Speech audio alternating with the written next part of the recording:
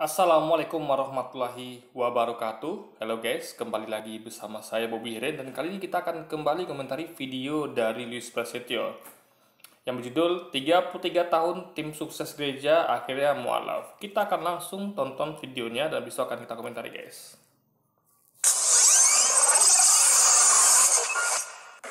33 tahun saya jadi tim sukses gereja, saya belum pernah meneliti Injil.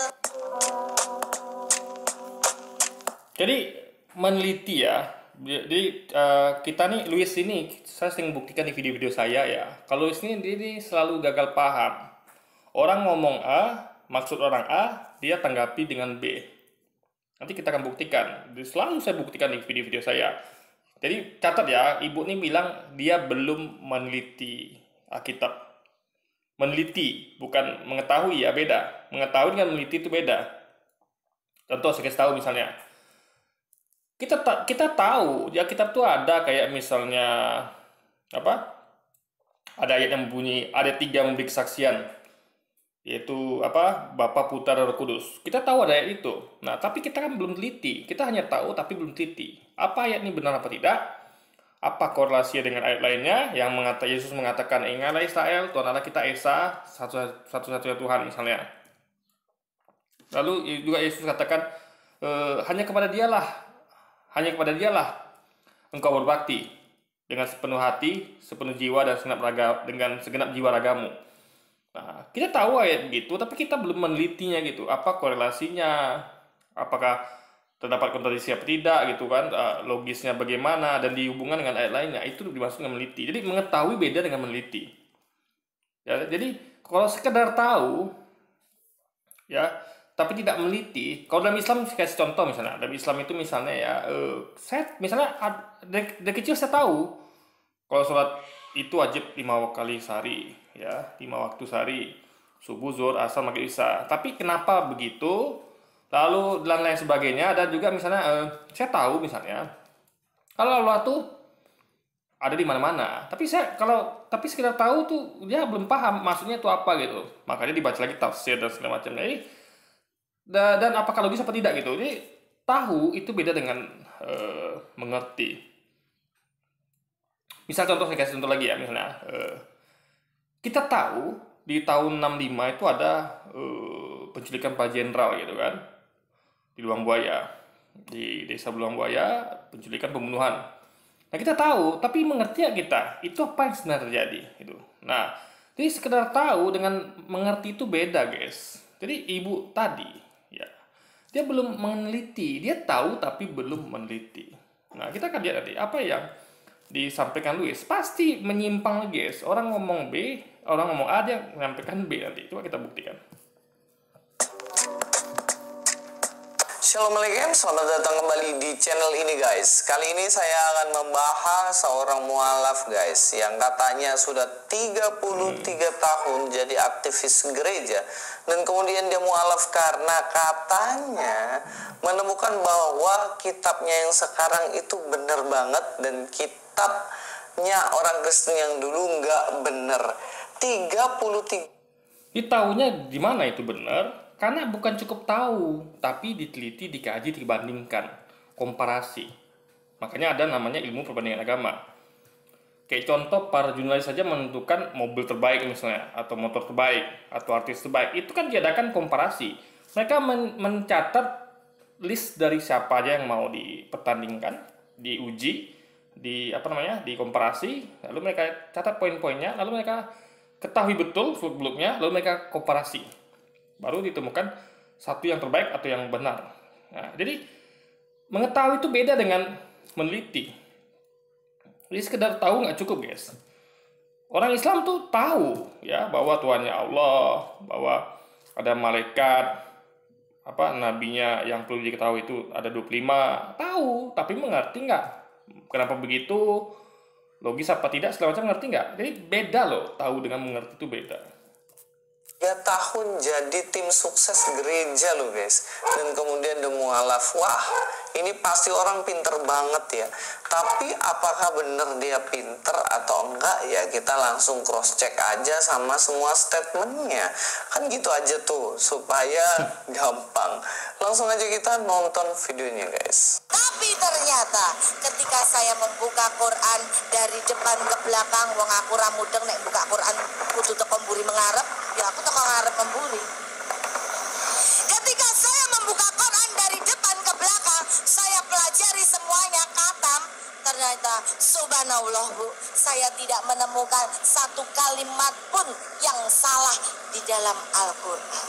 Jadi gini, dia buka Quran dari depan ke belakang, ya. Berarti dia buka dari ayat pendek dulu. Jadi bukan dari Al-Fatihah ya atau Al-Baqarah, tapi dari ayat terakhir. Nah, itu maksud dari depan ke belakang. Jadi kalau dari belakang, jadi Quran itu guys emang unik ya, bahasa Arab itu unik. Dari kalau bahasa Indonesia atau bahasa lain itu kan dibaca dari kiri ke kanan. Buku-buku juga begitu. Anda buka buku, Anda baca dari kiri ke kanan. Di depannya itu sebelah kiri, belakang sebelah kanan. Quran beda. Quran itu dibaca dari kanan ke kiri, bahasa Arab kan. Nah, depannya itu adalah sebelah kanan, sebelah kiri belakangnya. Jadi ibu ini ya, kalau kita pahami, dia buka Quran dari depan ke belakang, alias terbalik. Nah, walaupun terbalik, tetap Quran itu tidak terbalik tulisannya, ngerti nggak? Jadi yang terbaik itu adalah urutannya, ingat urutannya. Yang misalnya kalau di depan itu kan harusnya yang pertama maksudnya itu kalau benar depan yang benar itu adalah Al-Baqarah. Tapi kalau dibalik kan jadi Al-Baqarah itu terakhir. Jadi poinnya tidak masalah, nggak ada masalah dalam hal mempengaruhi dia dalam meneliti dan menganalisa, karena isinya sama. Jadi bukan terbaik dalam artian misalnya Anda baca misalnya ini Ibu Budi, jadi dibalik jadi Ibu ini Budi, bukan seperti itu. Jadi misalnya ada halaman pertama bunyinya ini Ibu Budi, kedua ini Bapak Budi, tiga ini adik Budi, dibalik aja jadi ini adik Budi, ini Bapak Budi, ini Ibu Budi gitu. Jadi hanya hanya surat-suratnya aja yang dibaca di belakang dulu gitu. Nah, jadi nggak ada masalah guys. Quran itu mau dibaca dari belakang mau di depan nggak ada masalah di situ, kan? Sama kayak Anda baca buku sejarah atau buku apalah itu, Anda baca di depan mau di belakang nggak masalah gitu, karena memang tiap bagian itu ada subbagiannya, kan? Misalnya kayak Al-Baqarah bahas tentang sapi betina, lalu ada lagi Al-Jin misalnya, atau surat Maryam, ini spesifikasinya ada nih bahas itu, kayak surat An-Nas bahasnya apa gitu. Jadi itu bukan suatu masalah. Jadi ketika orang baca dari depan sampai belakang, ya, dan dia khatam, ya, nggak ada masalah guys, nggak ada masalah, gitu. Jadi katanya Quran itu nggak mesti dibaca dari depan dari depan ke belakang, alias dari normal dari kanan ke kiri, ya. Cuman untuk mempermudah urutan ya alangkah eloknya dibaca dari depan ke belakang. Yang penting esensi isinya, gitu. Jadi jangan Anda bayangkan kayak misalnya kayak Pancasila ya. Pancasila misalnya sila pertama ketuhanan yang Maha Esa, itu kan terlalu sempit. Anda harus baca itu yang luas. Kayak misalnya halaman pertama Pancasila, halaman kedua Undang-Undang Dasar, halaman ketiga misalnya Kitab Hukum Pidana. Jadi dibalik. Jadi Anda bukan baca Pancasila dulu, tapi baca dulu Kitab Hukum Pidana. Tapi tetap tidak mengurangi makna kan? Tetap Anda akan baca Pancasila secara utuh. Anda akan baca UUD secara utuh. Anda akan baca KUHP dengan utuh, sama seperti ini. Anda akan baca Al-Baqarah dengan utuh, Anda akan baca surat ini dengan utuh gitu guys. Jadi nggak ada masalah di sini gitu.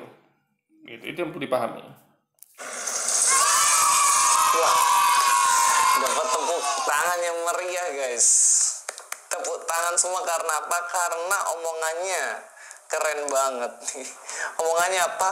Katanya dia tidak menemukan satu kata, satu kalimat pun yang salah dalam kitabnya yang sekarang. Tapi yang jadi pertanyaan nih, katanya dia baca dari depan. Jadi kalau kita, kayak saya mengkaji Alkitab, kaji Quran gitu, saya bisa kasih tahu yang mana bagian salah di Alkitab gitu. Yang mana yang maksud salah sini adalah yang tidak sesuai dengan Yesus ucapkan. Yesus bilang A, orang ini kok ngomongnya B gitu. ya kan? Jadi bisa disebutkan gitu, tapi Lewis kan nggak bisa menyebutkan. Coba sekarang saya tanya, bagian Quran mana yang salah? Coba satu disebut. Lewis nggak ngerti nih guys, karena dia nggak bahas Quran. Kalau kita bahas kitab, kita bahas Quran gitu, maka kita paham betul mana bagian yang salah, mana bagian benar. Jadi salah benar itu adalah subjektif guys ya. Menurut saya mungkin benar, menurut Anda mungkin salah. Tapi kita bisa menentukan mana yang benar dan salah. Kalau Lewis kan tidak bisa melakukan itu, karena dia tidak pernah mengkaji Quran sama sekali. Jangan mengkaji, tahu aja tentang Quran tidak guys. Ke belakang sampai katam. Lah, bagaimana orang ini? Bukannya bahasa Arab itu dibaca dari belakang ke depan ya? Jadi dimaksud baca dari belakang, dari depan ke belakang, ya, baris dari kiri ke kanan itu bukan baca bukan baca per huruf gitu. Jadi misalnya kalau ada atau bahasa Arab ya, misalkan kayak alhamdulillahirabbil alamin gitu. Tetap dibaca alhamdulillahirabbil alamin, bukan kebalikannya gitu kan. Apa misalnya himroh misalnya dan sampai ke hamal misalnya gitu kan ujungnya kan. Nah, tetap dibaca alhamdulillahirabbil alamin arrahmanirrahim maliki yaumiddin, tetap baca seperti itu. Cuman Al-Fatihahnya di ujung dibaca, ngerti ya? Jadi nggak seperti orang baca bahasa Indonesia atau bahasa Inggris, misalnya bahasa Indonesia itu adalah ini Ibu Budi, dibaca jadi Budi ini Ibu, atau hidup IDUB ini Ubi. Bukan begitu guys. Jadi Luis ini nggak paham maksudnya ini kan. Maka saya katakan, jadi Luis ini harus buka Quran biar dia tahu apa yang dimaksud dengan baca dari baca kebalik. Jadi seharusnya baca duluan Al-Baqarah, dia ibu ini baca mungkin surat An-Nas dulu gitu. Jadi tetap satu surat yang dibaca, cuma surat ini yang didahulukan, surat itu dibelakangkan gitu. Jadi bukan seperti Anda baca yang saya katakan tadi gitu kan. Tapi kalau dibaca dari depan ke belakang ya gimana? Mana bisa ngerti? Cobalah dibaca tuh.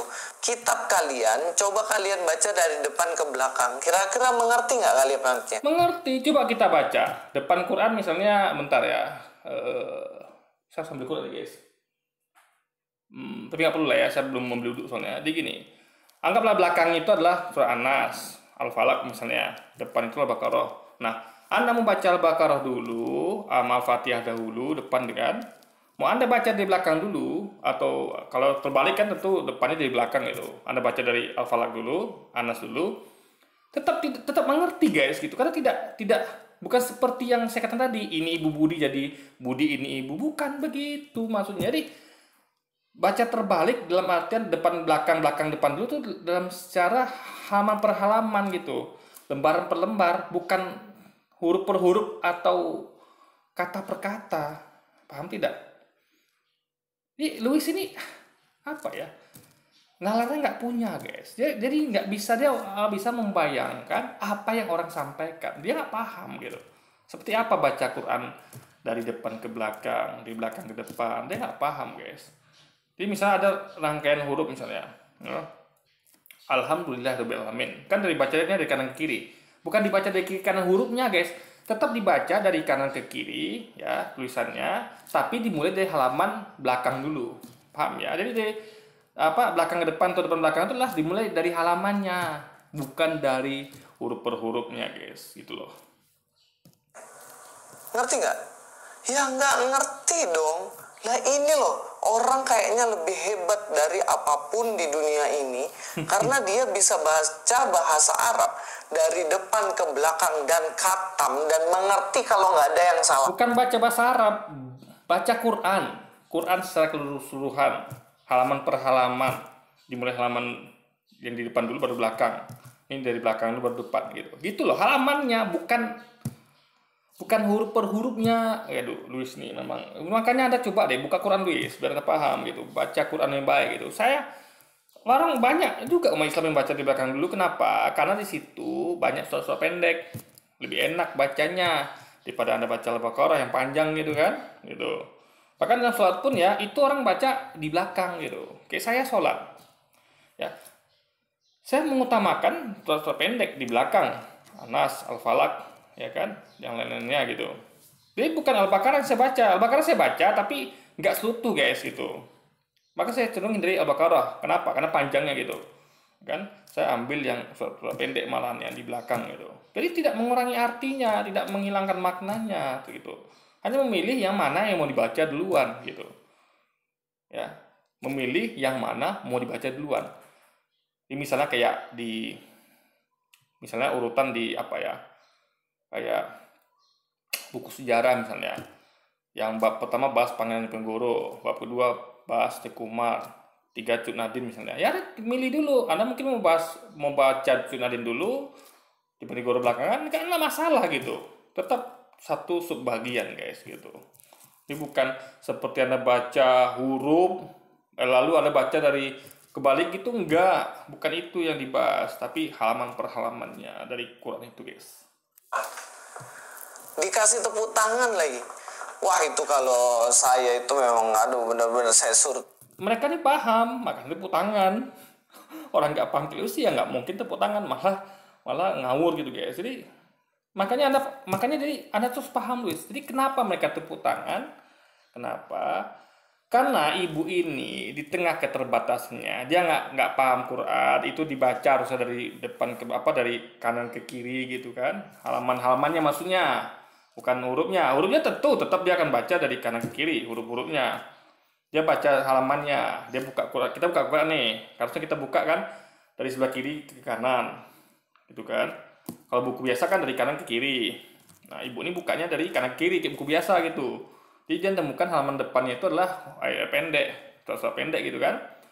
Ya, padahal seharusnya dia menemukan pertama itu Al-Baqarah. Itu saja bedanya guys gitu. Tetap dibaca seperti itu. Ya Anas dibacanya Anas, ya. Al-Fatihah dibaca Al-Fatihah, cuman urutannya gitu. Al-Fatihah belakangan, yang harusnya di luar dibaca gitu kan. Turun tuh, bu turun bu. Gimana ibu bisa mengerti kalau itu tidak ada kesalahan sedikit pun? Kalau Luis ada di jemaah itu guys, jemaah itu akan ketawa melihat ulah Luis itu. Orang semua ketawa nih, kompak ketawa, karena mereka paham banget apa dimaksud ibu tuh baca Quran dari depan belakang. Ya kenapa ibu tuh bisa paham? Karena itu bukan salah prinsipil ya, urutannya salah tapi tetap tidak menghilangkan maknanya, tidak menghilangkan bacaan, tetap saja gitu dapat pahala, nggak salah gitu. Cuman kan harusnya biasanya itu orang mulai dari Baqarah dulu gitu, ya kan? Orang ini paham semua makanya ketawa. Kalau Luis ada di situ lalu dia nyanggah, dia akan diketawain orang guys. Orang semua akan ketawa, menambah ketawa orang setelah melihat aksinya gitu. Makanya jangan sampai Luis ada di antara jemaah ya. Nanti jemaah itu akan ketawa lagi gitu guys, mertawakan ketidakpahaman Luis tentunya. Sedangkan ibu bacanya aja salah. Contohnya gini lah. Jadi ibu tuh bacanya nggak salah ya. Dia hanya urutannya saja. Dia mulai baca ayat pendek, surat pendek baru Al-Baqarah. Itu saja. Bukan satu kesalahan guys. Bukan kesalahan kayak dia baca ya kayak apalah contohnya misalnya ya kayak baca sila misalnya. Ketuhanan Maha Esa dibaca dari Esa yang Maha Ketuhanan, bukan begitu, tetap Ketuhanan Maha Esa. Jadi satu bagian Pancasila dibaca utuh gitu. Cuman contohnya kan Pancasila di depan, dia bacanya belakangan. Dia baca dulu mungkin bagian ya undang-undang dulu misalnya, gitu aja guys. Jadi tetap tidak ada masalah di situ gitu. Kalau orang yang paham ya, kalau Luis kan nggak paham nih. Ya baca Pancasila, saya baca dari kalimat paling belakang sampai ke depan, misalnya dari misalnya poin yang pertama, Tuhan yang Maha Esa. Saya baca Esa Maha yang Tuhan. Esa Maha yang Tuhan. Loh, itu ada kesalahan nggak? Ini sudah saya duga. Luis ini nalarnya nggak ada guys. Orang ngomong A, dia nangkapnya B gitu. Paham ya? Maksud saya paham ya. Anda yang pernah buka Quran pasti ngerti nih. Apa nih maksud dengan baca dari kiri ke kanan. Ini baca kiri kanan itu bukan teksnya ya, bukan ayatnya, tapi halamannya. Mana contohnya? Kayak Quran lah, ini Quran nih. Ya saya sering sampaikan lagi mana ya bagusnya. Ini Quran. Nah, nih kan, kalau orang normal kan bacanya begini, ini buku biasa nih, ya kan. Kalau Quran kan dari begini, itu saja guys bedanya. Jadi yang bacanya begini, halaman-halamannya dibuka, dia bukanya begini, tetap dibacanya sama, satu halaman itu sama, cuman urutannya Al-Baqarah belakangan, surat pendek depan gitu guys. Kalimatnya ya jelas salah dari belakang ke depan bacanya. Sama kayak kitab Anda baca dari depan ke belakang itu namanya kebalik. Dan Anda bacanya salah, terus bisa mengatakan bahwa kitabnya nggak ada salah. Ini benar-benar jenius manusia ini guys. Tapi Bukan manusia jenius, Louis yang tidak paham apa, Louis yang super duper low genius gitu. Saya pakai kata low genius ya. Memang apa ya, sebenarnya ini guys ya, ini udah berulang kali terjadi. Betapa tidak dapatnya Louis menangkap apa yang orang sampaikan gitu. Ini kacau nih. Kalau Louis ada di antara jemaah kaum muslimin, saya bisa bayangkan apa terjadi. Dia bilang kan dia bakal ketawa gitu. Apa atau dia bilang tadi bakal bilang, "Ibu gini protes itu kan." Loh, jemaah kan heran. Loh, Anda kok begitu? Kami semua ketawa, ngerti maksud dengan ibu itu bilang, "Anda kok begitu?" Berarti Anda nggak paham nih gitu kan. ini jelas ada yang keliru. Jangan dikasih tepuk tangan dong yang kayak gini. Kecuali Anda mau beri tepuk tangan, Anda sendiri nggak ngerti apa yang dia omongin. Kita lanjut ya. Akhirnya saya bingung. Ada dua kitab di hadapan saya. Yang satu Al-Quran, yang satu Injil. 33 tahun saya jadi tim sukses gereja, saya belum pernah meneliti Injil. Meneliti ya. Nah ini lebih nggak masuk akal lagi nih. Bukan mengetahui. 33 tahun dia jadi tim sukses gereja. Nah istilah tim sukses gereja itu pun nggak ada sebenarnya dalam Kristenan. Coba tanya orang-orang lah, ada nggak sih tim sukses gereja? Yang ada apa? Tim sukses calon presiden, tim sukses calon bupati, calon gubernur gitu loh. Nah itu baru ada tim sukses. Lah ini saya baru pernah dengar istilah tim sukses gereja. Emang gereja mau calon bupati? Memangnya gereja mau calonin jadi gubernur? Kamu saya ya ibu, ini maksudnya itu adalah tim sukses gereja itu adalah semacam apa lah ya, ya kayak penginjil lah gitu guys. Gimana supaya gerejanya sukses untuk menambah jemaat baru. Itu maksudnya tuh itu. Kita bisa nangkap maksud ibu ini apa gitu kan. Jadi nggak mesti harus diartikan spesifik. Oh tim sukses gereja tuh sama kayak tim sukses presiden ya. Gitu. Nggak bisa begitu. Yang kita tangkap adalah ya maksud ibu ini tentu ya kalau tim sukses gereja ya itu maksudnya adalah gimana supaya gereja ini sukses. Dan masalah apa? Tentu nambah jemaah baru tentunya gitu kan. Biar dapat perpuluhan baru gitu. Biar nambah lagi dana perpuluhannya dan nambah lagi domba-domba yang tersesat itu diselamatkan gitu kan. Itu presiden kan enggak. Dan lebih nggak masuk akal lagi nih guys. Katanya dia 33 tahun jadi tim sukses, tapi belum pernah sekalipun meneliti Injil. Lah kok bisa jadi tim sukses gereja? Injil pun Bisa. nggak pernah diteliti. Jadi meneliti itu beda dengan mengetahui. Jadi kalau Anda cuma membaca, Anda tahu, tapi belum meneliti. Misalnya gini contoh, ada buku ya, kita tahu. Misal kayak buku sejarah aja lah, kayak sejarah apa lah ya, kayak sejarah bangsa lah kita lah. Misalnya kayak contoh sederhana kayak pemberontakan PKI misalnya. Nah, ada banyak buku tuh yang membahas tentang pemberontakan PKI. Ada yang mengatakan itu yang dalangnya adalah PKI. Ada yang bilang itu adalah konflik internal Angkatan Darat. Ada yang mengatakan itu adalah dalangnya Soeharto. Ada yang bilang itu dalangnya Soekarno. Nah, jadi Anda tahu itu semua ada buku-buku itu yang bahas tentang pemikiran yang berbeda. Nah, sekarang untuk mengerti ya, bukan cuma sekedar mengetahui, adalah meneliti. Yang mana yang benar? Apakah Soeharto dalangnya, apakah PKI, apakah Soekarno, apakah itu konflik internal Angkatan Darat? Ada harus meneliti, mengadakan kajian. Nah, itu nih maksud ibu ini. Jadi bukan sekedar tahu, tapi diliti. Misalnya ada ayat yang berbunyi, ada 3 memberi kesaksian, yaitu Bapa, Putra, Roh Kudus. Kok berbeda? Misalnya kalau ada yang mengatakan ayat berkata Tuhan Yesus. Tapi Yesus di ayat lain mengatakan hanya kepada Dialah kalian berbakti dengan sepenuh hati, segenap jiwa dan raga. Loh, Yesus kok mengatakan hanya kepada dia, tapi dia disebut Tuhan. Coba. Lalu Yesus juga berkata, kenapa kau katakan aku baik? Hanya dialah yang baik gitu. Yesus juga berkata, ingatlah Israel, Tuhan Allah kita Esa. Yesus berkata Tuhan Allah kita. Orang ini mengatakan, Paulus mengatakan Tuhan Yesus kita. Mana benar gitu? Makanya diteliti. Dia tidak cukup sekedar tahu ada ayat itu, tapi diteliti, dikaji, dikomparasi dengan Quran kalau perlu gitu kan. Sehingga Anda akan paham. Jadi mengerti itu adalah setelah diadakan penelitian, perbandingan. Jadi bukan hanya membaca dan tahu. Karena apa yang Anda ketahui belum tentu benar. Paham ya? Contoh. Ya kayak gampangnya saya balik ke komunis lagi ya. Misalnya Anda tentang PKI misalnya. Anda tahu tentang PKI gitu. Anda tahu Marxisme, ideologi sesat itu ya. Marxisme, Leninisme, apalagi sekuler, misalnya liberal. Anda tahu itu. Tapi benar nggak ideologi itu? Paham ya? Ya apa yang Anda ketahui itu belum tentu benar. Gitu loh.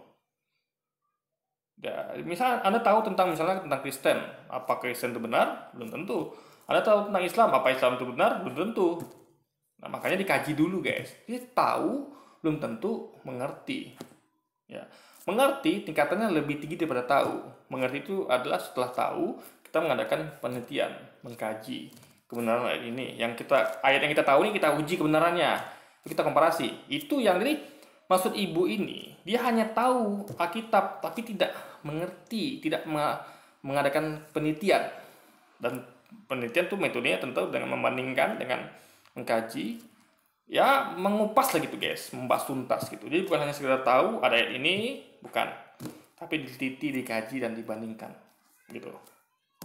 Ini deh, saya kasih gambarannya. Seseorang yang masuk dalam tim pelayanan dalam gereja, bukan tim sukses nih, tim pelayanan, baik itu sekolah minggu, remaja, pemuda, dewasa, ataupun pelayanan yang lainnya. Mereka harus dibekali dengan yang namanya mempelajari Alkitab atau Injil lah ya. Nah itu harus dipelajari baik-baik. Iya, dipelajari baik-baik sehingga tahu ya. Nah, belum tentu itu benar. Contoh, kan orang juga belajar tentang misalnya Marxisme, Leninisme, belajar tentang sekularisme, liberal gitu. Semua orang belajar guys. Semua ideologi belajar lah. Semua agama. Islam juga begitu. Di Hindu Buddha juga begitu. Diajarkan gitu kan. Bahkan di ateis pun yang kayak katanya manusia itu berasal dari monyet misalnya, itu mereka diajari juga gitu kan. Atau tentang misalnya bumi itu datar misalnya, atau apapun itu kan dipelajari juga. Tapi apakah itu benar kan belum tentu gitu. Makanya harus adakan penelitian, diadakan komparasi. Contoh misalnya kayak orang belajar tentang mobil. Dia belajar tentang mobil misalnya kayak lah, saya sebut merek aja lah ya. Misalnya kayak Toyota Avanza misalnya. Dia belajar itu. Nah, dia tahu, oh Avanza itu begini. Oh Avanza itu adalah misalnya 7 seater misalnya. Ini MPV misalnya. Low MPV dan segala macamnya. Dia tahu. Nah, anggap dia mengerti mobil itu. Tapi apakah dia mengerti dalam artian itu mobil benar? Dalam artian itu mobil yang terbaik gitu? Kan tidak. Nah, dia harus meluaskan cakupan penelitiannya. Dia akan meneliti mobil lainnya. Dia akan meneliti mobil misalnya Toyota Rush, lain sebagainya, Innova. Lalu dia uji, komparasi. Baru dia mengerti, paham, udah dikulik semuanya itu, ya kan? Mobil ini semua, ditengok apa kelebihannya, kekurangannya, dibikin list dan segala macamnya, dikajinya, baru dikomparasi, baru ditemukan, oh ternyata mobil terbaik bukan mobil ini rupanya. Dia tahu mobil ini, tapi setelah dia tahu mobil lainnya, nah, maka dia ngerti akhirnya. Jadi nggak cukup sekedar tahu guys, Anda harus lebih lagi tingkatan tertinggi, yaitu meneliti semuanya itu. Makanya teliti semua agama, teliti Islam, teliti Kristen, pembandingan, baru Anda akan paham ya. Oh ternyata, jadi makanya ketika Quran mengatakan bahwa kitab-kitab sebelumnya udah diubah oleh tangan manusia dan ajaran nabi-nabi sebelumnya udah diubah oleh tangan manusia, makanya kita adakan komparasi. Betul nggak disampaikan Quran ini? Jadi tesis Quran ini kita uji dengan Alkitab yang sebagai referensinya, dan kita ketemukan, oh mengerti, oh benar yang Quran sampaikan. Nah, ini buktinya gitu. Ini nggak cukup hanya belajar satu kayak di sekolah minggu lalu Anda tahu, ya Anda tahu memang, tapi Anda belum tentu mengerti. Apa yang Anda ketahui itu belum tentu ada pengertian di situ gitu. Jadi kayak orang tahu misalnya Yesus Tuhan gitu misalnya kan, di agama Kristen, tapi ngerti nggak orang itu, benar nggak itu, ya kan, logis nggak itu gitu loh. Jadi sekedar tahu nggak cukup guys. Jadi ibu nih sudah sampai pada taraf mengerti, meneliti, membandingkan. Tadi katanya kitab dengan Quran kan. Di tingkatan dia jauh lebih tinggi daripada Louis. Louis ini mungkin dia tahu mungkin dia kitab, mungkin tahu gitu. Tapi cuma sampai segitu aja, tahu aja. Dia belum mengadakan komparasi, belum meneliti. Jadi contoh yang saya sampaikan video saya, ini telitiannya kenapa begini, kenapa begitu, kenapa si Yesus itu dikatakan disalib. Memang sih orang-orang dia disalib gitu. Tapi ingat dia pernah ngomong, akan jahat minta suatu tanda dariku, tapi aku tidak akan memberikan tanda selain tanda Yunus. Seperti Yunus tinggal di dalam perut ikan, begitu juga manusia akan tinggal dalam perut bumi. Wah, Yesus ngomong gini, kenapa? Jadi kita bisa hubungkan, oh berarti kalau dia ngomong gitu, berarti kalau 3 hari 3 malam, berarti pas waktu penyaliban dia ada di perut bumi, tidak di tiang salib berarti, ya kan? Dia kalau Yunus hidup, berarti dia hidup juga gitu, karena itulah mukjizat. Berarti siapa yang salib? Berarti betul kan Quran sampaikan, orang yang serupakan dengan dia gitu guys. Itulah logikanya. Makanya dia muncul kemudian ketika dia datang murid-muridnya, dia katakan ini aku. Muridnya kan seperti melihat hantu gitu, karena mereka tahunya Yesus sudah mati. Mereka seperti melihat hantu, Yesus katakan tidak, ini aku. Dia pengen, kalau orang-orang cerdas akan tahu maksud Yesus ngomong gitu adalah dia belum mati. Dia nggak perlu bilang aku belum mati, ini aku gitu. Dia cukup bilang ini aku gitu. Rabalah dan lihat aku, ini aku. Orang cerdas akan menilai kalau dia pengen menyampaikan bahwa aku tuh belum mati. Ya, makanya ini aku. Maka dia suruh raba. Karena orang mati itu bangkit dalam bentuk roh.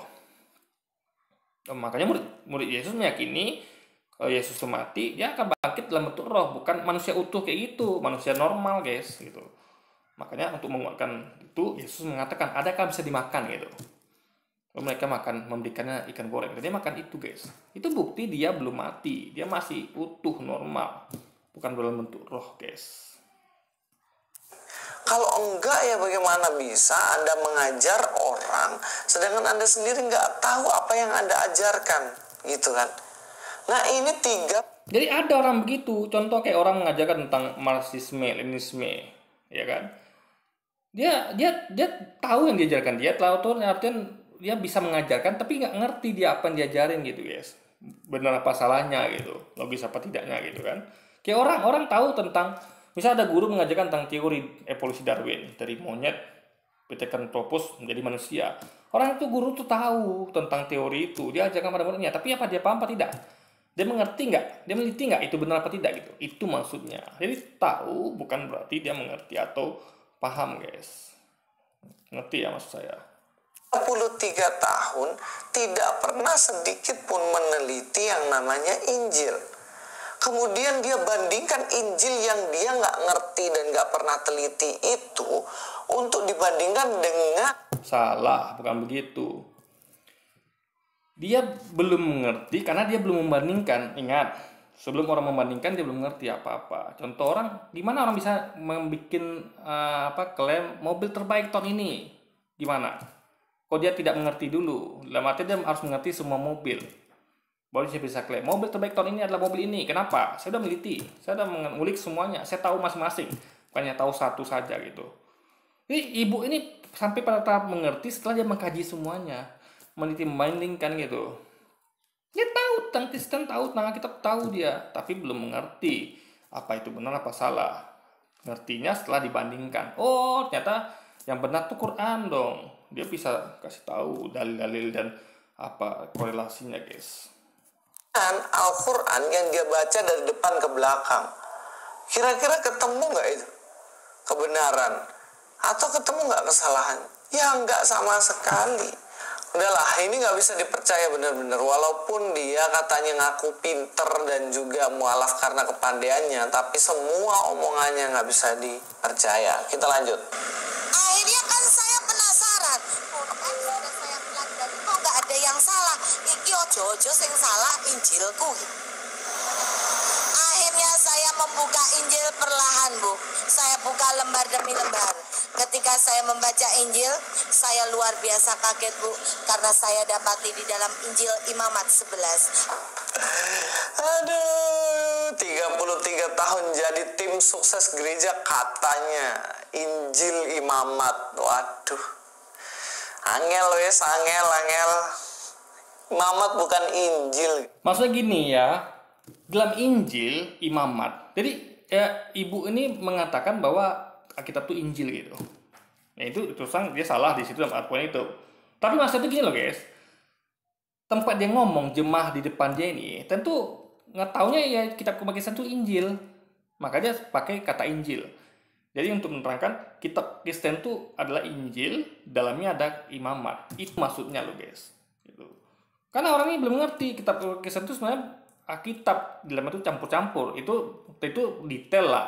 Dia tentu di situ dia tuh bahasanya bukan bahasa detail seperti itu. Yang jelas dia dengan asumsi dia mengetahuinya orang Muslim itu tahunya kitab umat Kristen itu Injil gitu. Padahal bukan begitu kan. Tapi intinya adalah yang disampaikan beliau ini tidak ada sesuatu yang salah di situ guys. Louis aja yang nggak mengerti maksudnya gitu. Jadi ketika dia katakan dalam Injil Imamat itu maksudnya tuh dalam kitab umat Kristen yang dia sebut Injil itu ada Imamat dalamnya gitu loh guys. Paham ya? Nah bahkan kalau kita mau jujur, mereka ini nggak ngerti bahwa Injil itu adalah yang khusus yang Yesus ucapkan. Yesus katakan, aku membawa kabar baik Injil pada kalian. Jadi yang dibawa Yesus itu Injil itu. Jadi apa yang selain Yesus itu bukan Injil. Kayak catatan sejarah Lukas, Matius itu ada hanya catatan sejarah. Injil itu ya yang Yesus ucapkan. Seperti Quran yang Nabi Muhammad ucapkan, Injil juga yang Yesus ucapkan guys. Paham ya? Jadi orang Kristen pun nggak tahu apa itu Injil gitu loh. Paham di sini maksud saya. Guys, Imamat itu dalam perjanjian lama, Injil belum ada. Imamat itu salah satu kitab Taurat yang ditulis oleh Musa. Isi Imamat itu adalah tentang tata cara. Jadi gini, Injil itu ada di perjanjian lama. Jadi semua yang Yesus ucapkan itu ada di perjanjian lama, bukan di perjanjian baru. Paham ya? Atau mungkin saya agak-agak lupa ingat ya. Tapi intinya gini guys ya. Perjanjian baru itu kalau Anda baca benar-benar itu kebanyakan sudah isinya kisah para rasul, hal-hal yang tidak lagi yang sudah bertentangan dengan apa yang Yesus sampaikan. Yesus ngomong tentang hukum sunat, hukum zina, hukum cerai, itu sudah menyimpang yang disampaikan di perjanjian baru gitu. Jadi keluar dari konteks yang Yesus sampaikan di perjanjian baru itu. Peribadatan yang dilakukan oleh bangsa Israel itu dalam kitab Imamat, cara memberikan kurban dan lain-lain. Oke. Nah, apa kata Yesus? Yesus katakan, ikutilah ajaran dari orang-orang ahli Taurat dan orang Farisi. Yesus suruh ikuti ajarannya guys. Tapi jangan ikuti perbuatannya. Ikuti ajarannya itu apa? Yang mereka ajarkan adalah tentu Taurat. Jadi orang-orang ahli Taurat tuh tentu mengajarkan Taurat, orang Farisi juga begitu.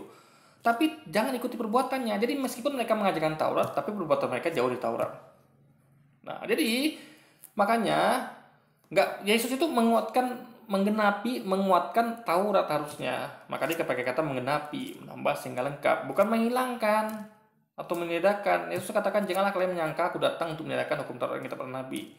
Tapi faktanya mereka malah menyangka Yesus datang untuk meniadakan. Padahal Yesus katakan janganlah menyangka gitu.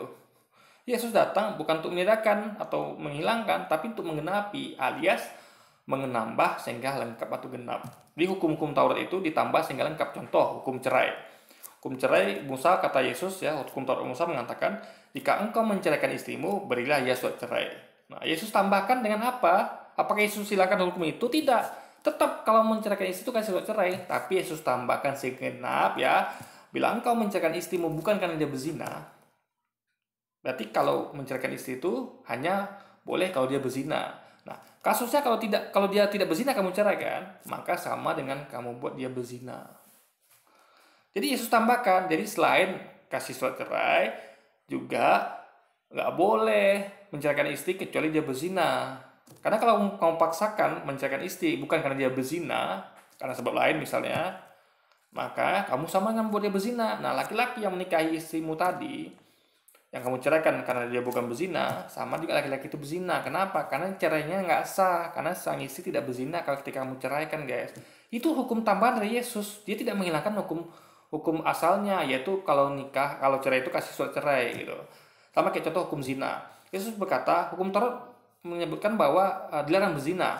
Yesus katakan, tambahkan ya, tapi aku berkata kepadamu ya, orang yang menginginkan melihat seorang wanita dan menginginkannya, dia sama dengan berzina. Yesus menambahkan hukum zina menjadi lebih luas lagi. Yang awalnya zina itu dipahami dengan bersetubuh, ditambah dengan melihat saja itu udah zina. Alias ditambah dengan zina mata. Belum lagi nanti ada zina tangan gitu. Di zina itu diluaskan skopnya, bukan dihilangkan hukum zina yang ada gitu. Nah, tapi mereka mengatakan bahwa perjanjian baru menghilangkan perjanjian lama. Jadi semua perjanjian lama nggak berlaku lagi. Padahal Yesus tidak menghilangkan atau meniadakan, tapi mengenapi sehingga lengkap. Makanya yang ada di semua perjanjian lama itu berlaku harusnya, guys. Yesus katakan ya, selama belum lenyap langit dan bumi ini, satu iot pun tidak akan dihilangkan dari hukum Taurat kitab Nabi. Alias tetap berlaku. Hukum babi itu haram tetap berlaku, hukum sunat tetap berlaku, hukum kisos tetap berlaku, yaitu bunyinya janganlah engkau merasa kasihan kepadanya. Yang berlaku adalah mata ganti mata, gigi ganti gigi, nyawa ganti nyawa. Itu tetap berlaku. Jadi ketika Yesus tambahkan hukum kasih, tidak menghilangkan hukum tadi, hukum kisos tadi. Karena bentuk kasih yang lain adalah hukum kisos. Kenapa? Ya, kalau Anda adil, tentu Anda akan menghukum orang itu sesuai dengan dengan perbuatannya. Itulah kasih. Ya, kalau tidak dihukum, dia akan berbuat lagi. Makanya, kenapa dalam hukum kita itu ada hukuman. Orang membunuh, ya hukuman dikasih 15 tahun penjara kek, hukuman mati kek, untuk buat jerah. Kalau dibiarkan, coba ada orang membunuh dimaafkan gitu. Orang akan menganggap, enak kali kalau gitu membunuh, nggak ada hukumannya gitu, dimaafkan semua gitu kan. Nah, jadi tetap dihukum tapi diberi maaf gitu, atau diringankan hukumannya, jangan dihilangkan sama sekali gitu, guys. Itu maksudnya. Ya, ngerti sampai sini? Kita lanjut. Akhirnya saya kembali membuka, Bu. Ketika saya membuka Injil kembali, saya berhenti lagi untuk kedua kalinya di sebuah Injil Korintus. Dalam sebuah Injil Korintus, dia berhenti di situ katanya. Ini maksudnya seperti tadi ya, masa tuh kitab umat Kristen ini dia sebutkan itu kepada jemaah tuh Injil. Karena jemaahnya tahunya, orang awam ya, tahunya umat Kristen tuh kitabnya Injil gitu. Paham ya? Orang awam akan tahunya umat Kristen tuh kitabnya Injil gitu. Orang yang paham akan ngerti. Jadi tergantung pada siapa kita bicara. Ibu ini bicara kepada ke tengah-tengah kaum muslimin yang tentu nggak paham kalau kitab umat Kristen itu adalah Alkitab, di dalamnya itu adalah Injil dan segala macamnya gitu. Jadi tergantung kepada siapa dia sampaikan gitu, guys, gitu loh. Karena ini kajian tidak ngupas total mendalam tentang itu kan, bukan kajian tentang umat Kristen itu kitabnya Alkitab, dalamnya itu Injil segala macam, kan tidak. Ini hanya bahas tentang skenanya saja gitu, permukaannya saja gitu, guys, bukan bahasan detail tentang Alkitab itu sendiri gitu. Makanya maaf ya saya sendawa, dan makanya dia sampaikan itu permukaannya gitu. Dia sampaikan bahwa biar orang paham, orang awam ini dikatakan bahwa kitab umat Kristen itu Injil, biar orang paham aja gitu. Nah, Injil Korintus lagi. Angel. Korintus bukan Injil dong. Korintus itu surat kepada jemaat di Korintus dari Paulus. Lah ini kok Injil? Kadang-kadang kayak ini aneh.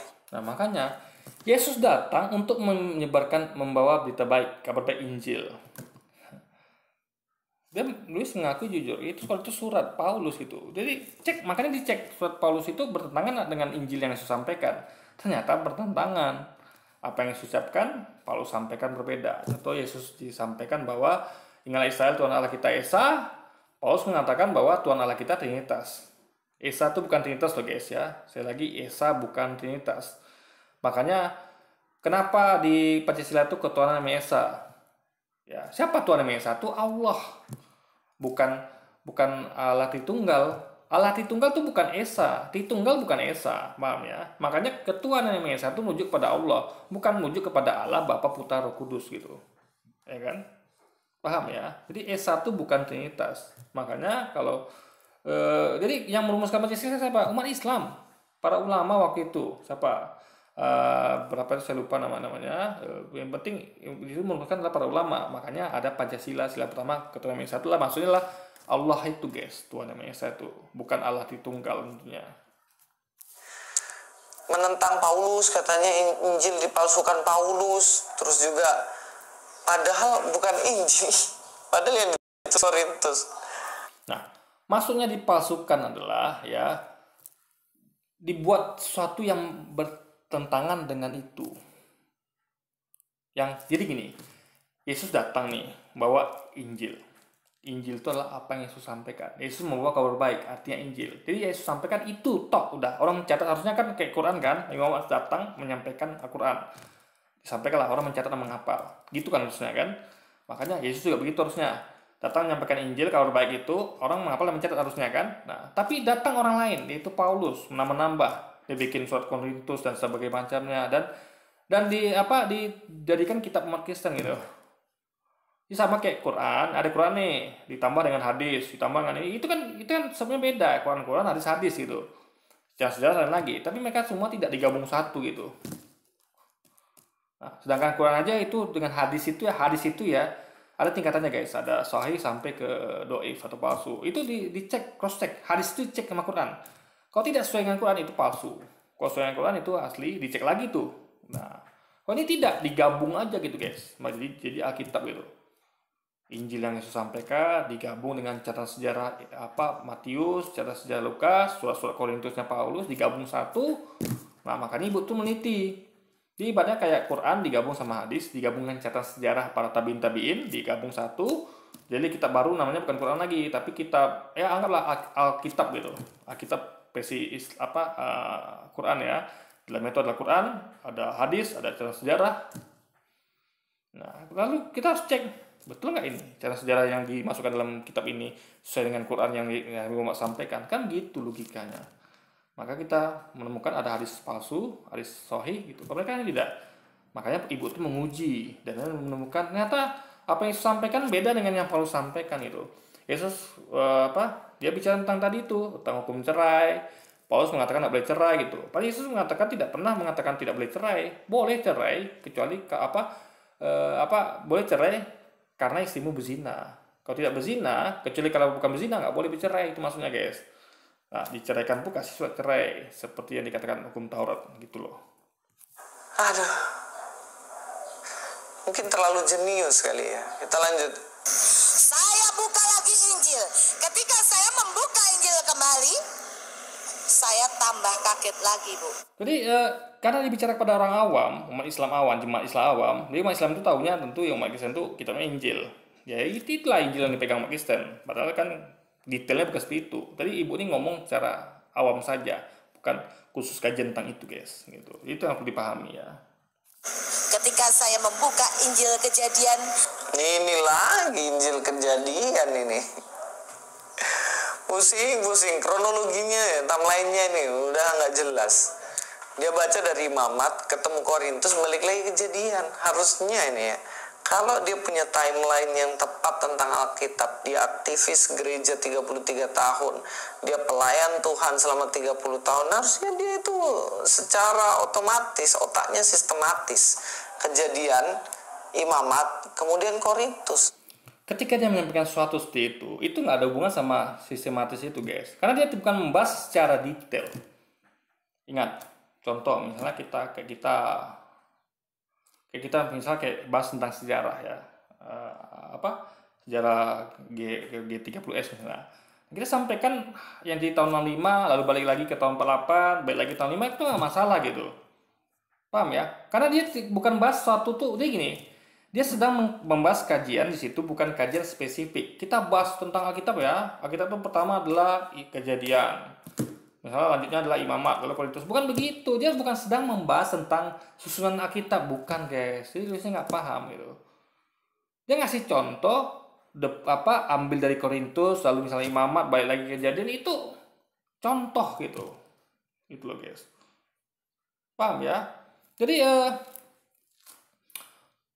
karena dia mengkaji, meneliti gitu, ya bisa menelitinya bisa mulai dari mana? Dia mau mulai dari Korintus dulu silakan, dia mau mulai dari Imamat dulu silakan, mau mulai dari Kejadian dulu silakan gitu, ya kan? Sama kayak misalnya meneliti mobil itu misalnya ada bodi apa segala macam gitu. Ya dia mau teliti bagaimana dulu, dia tetap dia akan, yang penting diteliti semuanya. Jadi dia tuh meneliti semuanya harusnya. Ya, itu udah dilakukan. Cuman terserah dia mau menyampaikan bagaimana dulu gitu kan. Ini nggak ada hubungan sama dia tidak bahas tentang secara tematis, karena memang ini bukan kajian tematis tentang Alkitab. Paham ya? Ini kajian kepada umat Islam yang awam, bahwa ini contohnya ini loh, ada di Korintus, ada di Imamat. Jadi ini bukan tentang detail dari susunan itu, guys. Jadi salah kaprah loh di sini gitu. Bukan itu tema ibu ini gitu. Paham ya? Bukan itu temanya. Nah, Alkitab tuh berurutan seperti itu, bukan lompat-lompat kayak kutu loncat. Sebentar bahas Musa, sebentar bahas Nuh, sebentar lagi bahas Adam. Jadi ibu itu ya menyampaikan ke jemaah gitu. Dia ngasih contoh di Korintus, contoh di Imamat, contoh di ini gitu kan.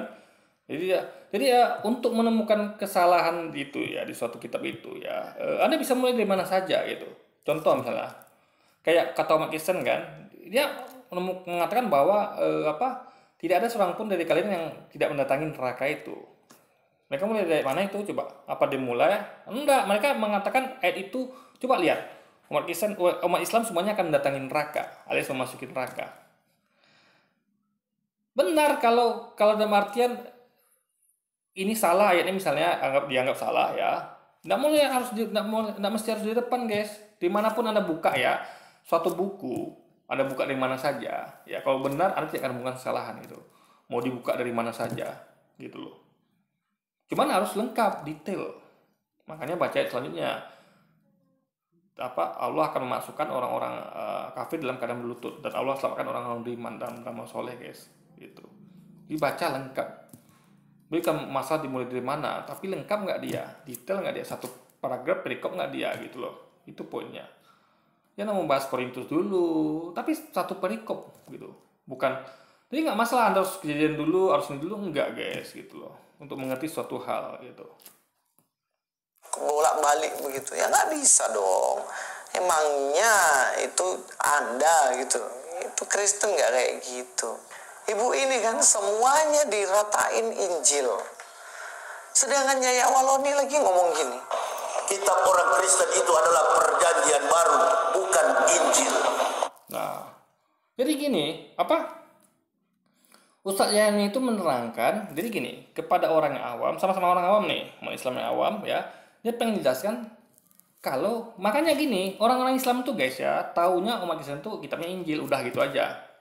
Ya awam, makanya Ustadz Yani terangkan bahwa kitab umat Islam itu bukan Injil. Karena kalau kita pakai Injil, mereka akan mengikuti semua kata-kata Yesus. Faktanya tidak.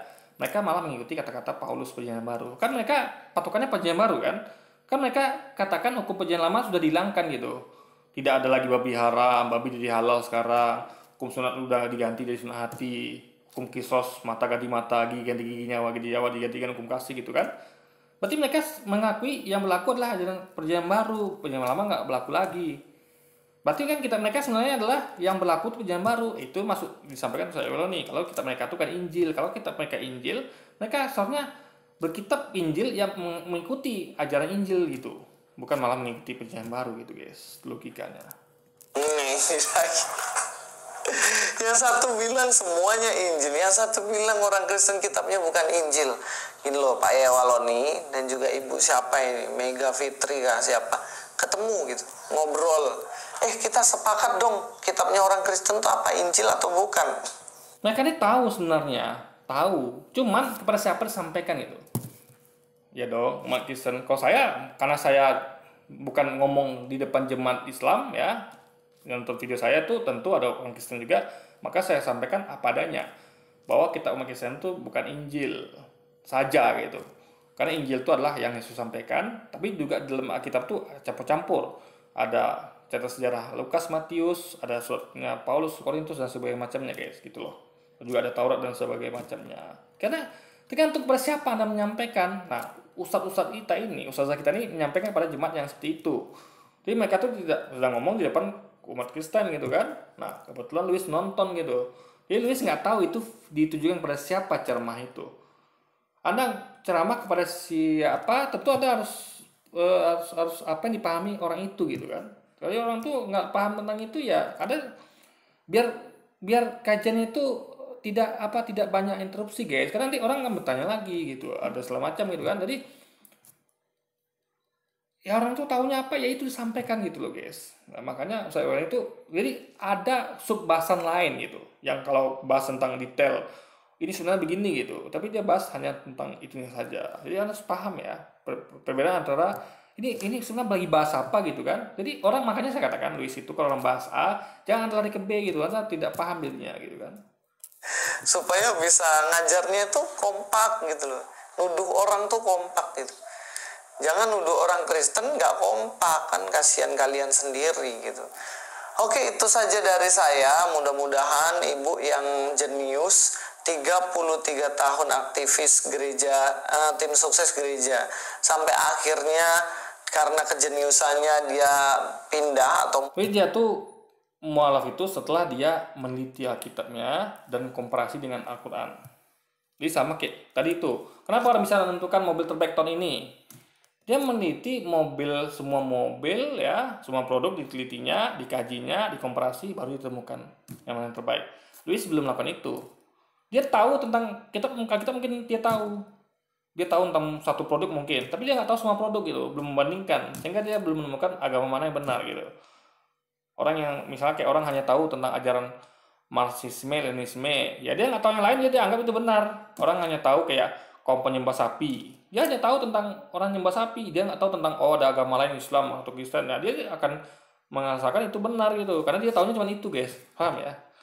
Nah, jadi untuk mengetahui kebenaran, Anda harus pelajari semuanya, meneliti, mengkomparasi dan membandingkan guys, gitu loh. mualaf.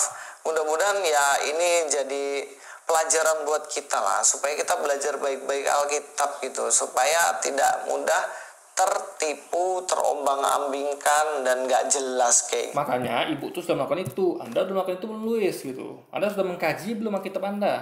Anda sudah paham belum? Kok ini kok berbeda dengan ini sampaikan ya? Luis ini aja, orang-orang ini nggak tahu arti kata menggenapi, mereka nggak tahu itu apa arti kata menggenapi aja, mereka nggak tahu. Gitu. Arti kata Tuhan Allah kita mereka nggak paham. Kata kita tuh mereka nggak paham. Kalau saya ngomong Tuhan Allah kita, berarti saya bukan Tuhan. Berarti saya punya Tuhan yang sama dengan kita gitu. Yesus katakan Tuhan Allah kita. Ingatlah Israel Tuhan Allah kita. Itu artinya Yesus punya Tuhan yang sama dengan kita. Makanya pakai kata kita. Yesus juga katakan hanya kepada Dialah engkau berbakti, kalian berbakti. Kalau dia ngomong dia, berarti sesuatu di luar dirinya. Berarti bukan dia. Berarti bukan Yesus itu guys. Karena Yesus itu kan sebagai aku. Dia berarti sesuatu di luar dia. Berarti ada dua oknum di situ. Itu harus paham itu. Itulah logikanya. Oke, jadi mungkin sekian dulu video kita kali ini guys. Sampai jumpa lagi di video-video selanjutnya dan wassalamualaikum warahmatullahi wabarakatuh guys.